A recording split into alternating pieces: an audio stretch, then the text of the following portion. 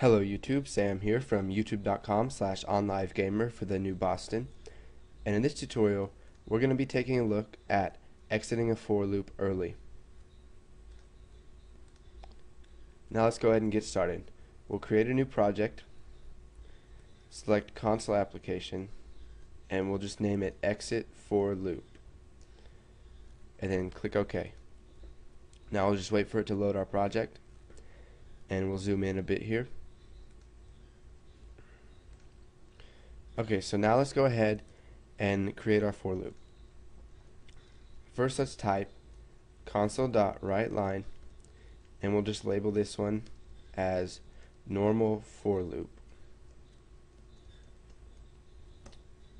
Now let's go ahead and create a simple for loop. So for num1 equals 1 to 30, let's go ahead and print out num1. So console.writeLine num1. So this is a fairly simple for loop.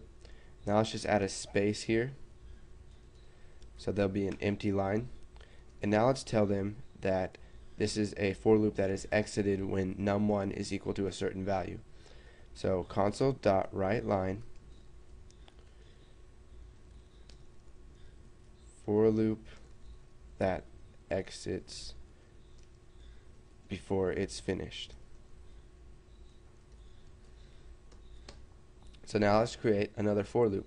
So for num1 equals 1 to 30, let's go ahead and do console.writeLine num1. Okay, so now what we're going to do is we are going to test the value of num1 to see if it's equal to something, and if it is, then we're going to go ahead and exit the for loop. So we're going to do this by using a simple if statement. So if num1 equals 23, then what are we going to do? We're just going to use the keyword exit, which is exits a procedure or block and transfers execution immediately to the statement following the procedure call or block definition. So basically what that means is that if num1 is equal to 23, it's going to hit this exit statement, and it's going to skip all the way down to this line right here where I'm typing these comments in, because that is after the if statement and it's after the for loop. So now if we go ahead and run this, you can see it closes there. Let's go ahead and do console.readLine.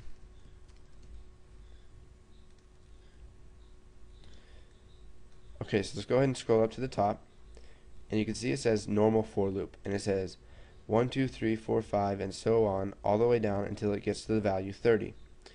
And now it says for loop that exits before it's finished. It starts at the value 1, and then it goes all the way down to the value 23, and then it exits the for loop. Now we can also do this if we step the value. So for num1 equals 1 to 30, and if we step by 4, then you can see that this if statement is never going to run. So if we run this, you can see it gets all the way to 29, and it doesn't stop at 24. So what we can do is we can do if num1, this will load here,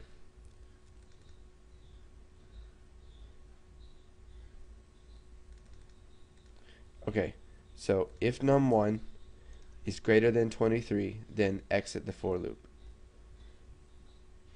So you can see that it goes 1, 5, 9, 13, 17, 21, 25, and then it exits the for loop because num1 is greater than 23. So go ahead and make a couple for loops that exit under a certain condition, and then once you got that down and you'll remember it, go ahead and move on to the next tutorial. So thanks for watching.